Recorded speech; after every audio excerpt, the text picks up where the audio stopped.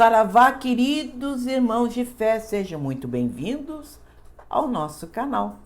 Como sempre fazemos, no primeiro instante, não há nem como abrir a boca aqui sem começar com a nossa prece de abertura. Eu convido você a estar conosco agora, nesse momento. Saravá o meu congá, saravá o seu congá. Salve todos os nossos guias, orixás e protetores. Peço licença para trazer o vídeo no dia de hoje. Hoje, como sempre, como todos os nossos vídeos, é um assunto interessante. Se você chegou até aqui em nosso canal e está nos vendo pela primeira vez, já deixo bem esclarecido de antemão.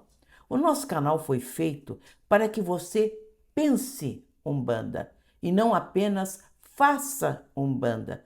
Fazer Umbanda tem muitos bons canais ensinando como fazer aquela prática do terreiro. Alguns bons, alguns nem tanto, mas o nosso canal ele se predispõe a que você pense Umbanda, porque à medida que você pensar Umbanda, você abre um mundo bem diferente de entendimento, de compreensão da rotina, da prática da Umbanda em seu terreiro, que vai realmente fazer a diferença. Então seja bem-vindo, pegue aí a sua pipoquinha, pegue o seu refrigerante, o seu caderninho, porque vem coisa boa. Falamos em vídeo anterior sobre o chamado para Umbanda. Como é que foi? Como é que foi o meu? Como é que é o seu? Hoje nós vamos falar sobre a opinião das pessoas sobre a Umbanda. A opinião das pessoas que o cercam quando você escolheu a Umbanda como seu caminho religioso. Você sabe aquele almoço de domingo?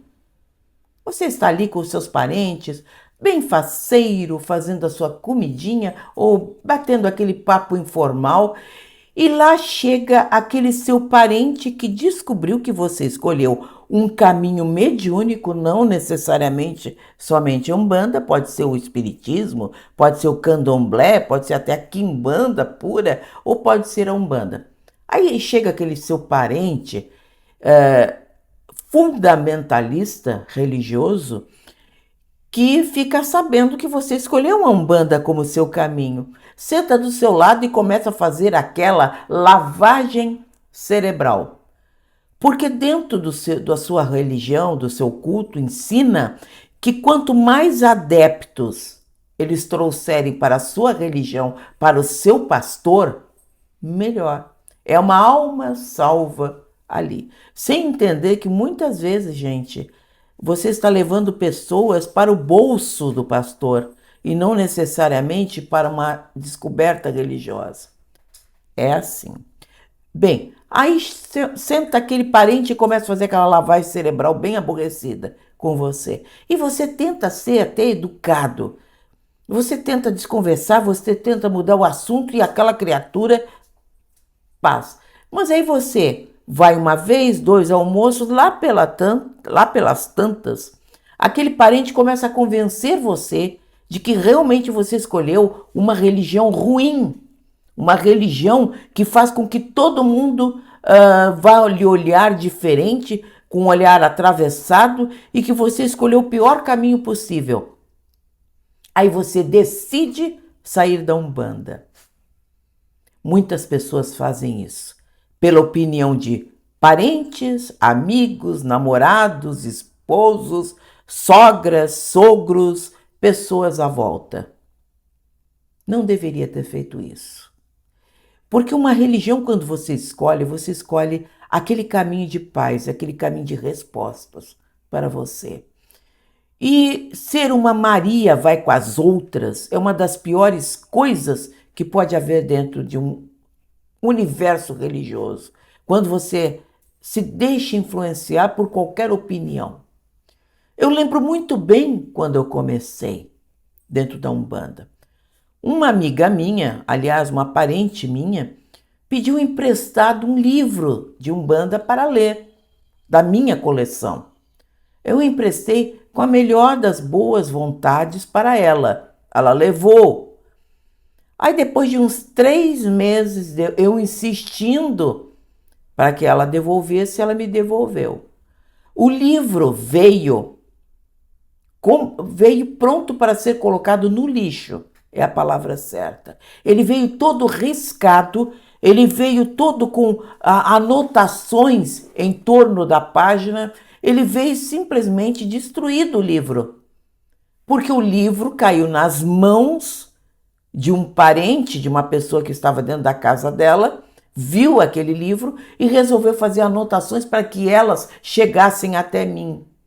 Quando eu abri aquele livro, todo rasurado, todo destruído pelo fanatismo religioso daquela pessoa, me fez mais ter a certeza de que eu tinha escolhido o caminho certo.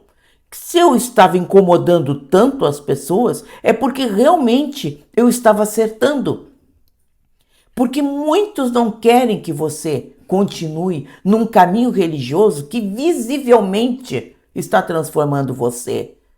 Aquela pessoa medrosa que você era, ali aparece no olhar aquela pessoa mais segura. Aquele irmão que sempre viu você como aquele irmãozinho problemático da família, começa a ver você se tornando um leão, uma leoa sobre a montanha. Uma pessoa segura dos caminhos que você está trilhando. Uma pessoa que, quando eles instigam em busca de alguma demonstração de fraqueza, você mostra ali, não, eu estou passando por essa provação, por esse problema, vou superar e vou estar melhor depois. E começam a criar ódio, muitas vezes, de você, como médium, começam a pegar ódio da casa ou do terreiro, seja como for você chame, do ambiente que você frequenta, ou até do dirigente espiritual, que está, na verdade, induzindo a você, ajudando você a se tornar uma pessoa melhor. É o velho problema da inveja, gente, que você precisa estar pronto para receber. Quando você escolhe uma religião mediúnica ou escolhe uma religião que você está lhe dando mais segurança, não fanatismo. Não é aquele fanatismo de dizer assim, Deus ou Jesus vai estar sempre na minha frente fazendo tudo por mim. Não. Eles vão estar nos ajudando, mas principalmente a fortaleza não está lá fora, está aqui. Como eu sempre digo, a igreja, o templo, o terreiro, seja qual for o nome que você dê, não está lá no endereço tal. Ele tem que estar aqui dentro do seu coração. Como eu sempre digo, se eu for para uma ilha deserta, ficar abandonada num lugar, não me importa. Eu vou estar com o meu terreiro aqui, com meus guias, com os meus orixás, com toda a minha certeza, a minha crença de que as coisas vão ficar melhores. E essa fortaleza espiritual, você não precisa passar para as pessoas. A Umbanda não exige propaganda. Nenhum dirigente de Umbanda vai pedir para o seu médium que saia num churrasco de final de semana ou num vestiário, num trabalho qualquer, ou numa parada de ônibus qualquer, que você fique fazendo lavagem cerebral nas pessoas. Se alguém perguntar para você por que você é assim, você responde com tranquilidade, olha, eu encontrei o meu caminho espiritual, foi a Umbanda me deu isso. É uma coisa, a Umbanda não exige em nenhum momento lavagem cerebral na cabeça de ninguém. E isso é uma das coisas mais intrusivas, mais absurdas, mais agressivas que podem existir. Uma das coisas mais irritantes, para não dizer de outra maneira, esse tipo de abordagem. Isso é uma coisa que nos faz, na verdade, pegar antipatia, às vezes, pela religião dos outros, por causa disso. Você está dentro de um ônibus, por exemplo, indo para o trabalho ou voltando do trabalho cansado. Aí entra alguém pregando ali dentro, tirando o sossego das pessoas, tirando. Há momentos para tudo na vida. Há momentos para ouvir uma palavra religiosa, você procura tranquilamente, você se predispõe a ouvir, do que aquele que é intrusivo, aquele que é agressivo, aquele que entra na sua vida como se fosse uma navalha, uma lâmina, uma espada. E essas pessoas, por essa falta de esclarecimento, se elas soubessem que estão fazendo mais mal para si e para a sua religião, não fariam isto. Mas fazem. Então, a opinião dos outros é a última coisa que vai influenciar você se você se torna um médium de Umbanda. Você precisa ter certeza daquilo que escolheu. Você precisa ter certeza do ambiente que está lhe dando paz, que está lhe dando segurança. Não ouvir invejosos, porque vai acontecer isto. Todo mundo nesse meio da Umbanda, ou do Espiritismo, ou do Candomblé, ou da Quimbanda, seja qual for a religião mediúnica que você escolheu, vai passar por isso. Pessoas vão abordar você, vão tentar demover você, vão tentar tirar você do caminho que você escolheu. E não se trata de fanatismo, se trata apenas de certeza das coisas. E você precisa ter certeza do caminho que você escolheu.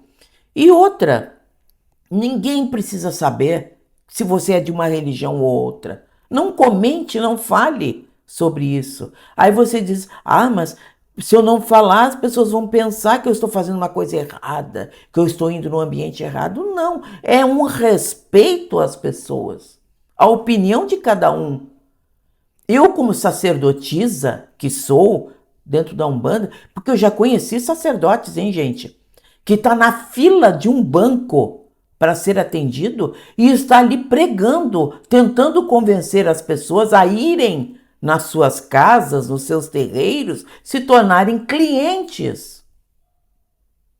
Olha que barbaridade uma coisa dessas. Mas há pessoas assim, com pensamento completamente distorcido, completamente fora da casinha, como a gente diz.